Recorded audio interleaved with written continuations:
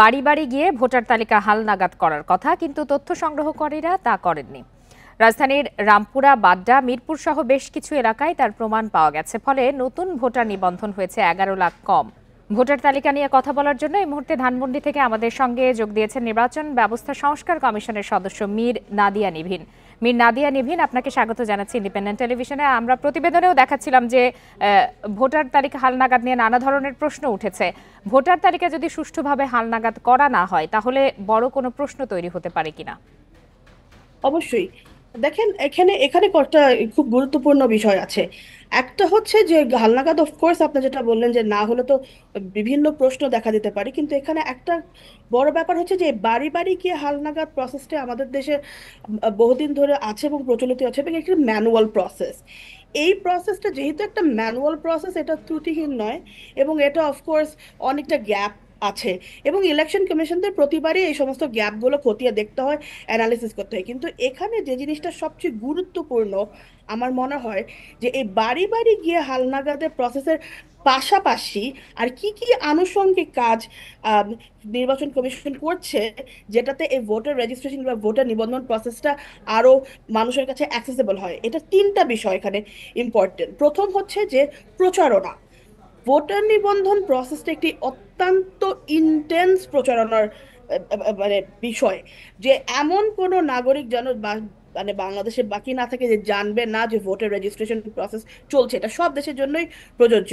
এখন এখানে হচ্ছে কি, সেটা গণমাধ্যম, সামাজিক গণমাধ্যম, electronic media, print media, social media, radio, TV, সমস্তখানে জানা উচিত স্ক্রোলস, যাতে ভোটার রেজিস্ট্রেশন প্রসেস চলছে। কিন্তু সেই পরিমাণ প্রচারণা কি হয়েছে?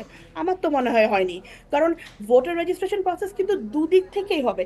জনগণেরও যেভাবে জানতে হবে, তারা যদি জানে, তারা সোচ্চার হয়, তাহলে তারা নিজেরা গিয়েও প্রসেসটাকে তাহলে যত জানতে প্রচারের পারবে। ক্ষেত্রে ঘাটতি কোথায় রয়েছে বলে আপনি মনে করেন? সেই সাথে একটু জানতে চাইবো যে আমার লক্ষ্য তো ছিল মনে হয় 11 যে লাখ ভোটারের, কিন্তু 11 লাখ ভোটার লক্ষ্যের চেয়ে কম হয়েছে। এতে কি মনে হয়, কি ধরনের ঘাটতি রয়েছে?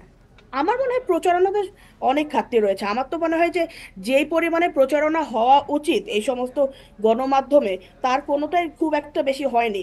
আমরা খুব, যেমন এখন এই মুহূর্তে আমার আমার দেখা উচিত, আপনাদের নিউজে স্ক্রোল দেখা উচিত নিচে, যে ভোটার রেজিস্ট্রেশন প্রসেস চলছে।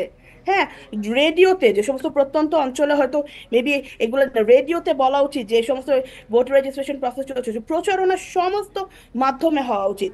এক নাম্বার কথা। দ্বিতীয় কথা হচ্ছে যে আরেকটা ইম্পর্টেন্ট জিনিস, এখন আমরা যে ফেজটাতে আসছি, যে ভোটার নিবন্ধন কেন্দ্র, হ্যাঁ, এই কেন্দ্রগুলো যথাযথ পরিমাণ কেন্দ্র থাকা উচিত, এবং এমন স্পেশালি প্রত্যন্ত অঞ্চলে, যাতে এগুলো মানুষের কাছে অ্যাক্সেসেবল হয়।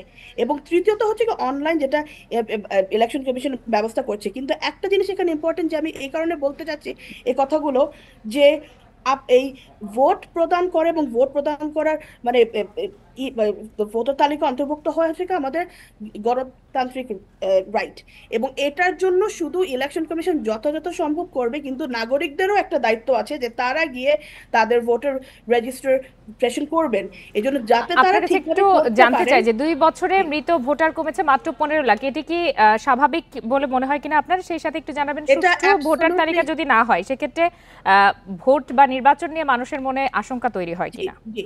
তো একটা তো ফার্স্ট যেটা বললাম, যে যেটা নির্বাচন কমিশনের করা উচিত, যে তিনটা জিনিস। আর এই মৃত যেটা বললেন যে পরিসংখ্যান, পরিসংখ্যানের জায়গাটা একটা বিশাল প্রবলেম।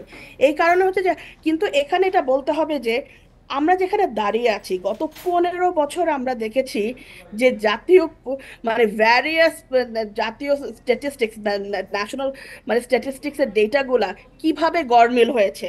মানে জনশুমারির ডেটা থেকে শুরু করে সব রকম ডেটা ম্যানিপুলেট করা হয়েছে।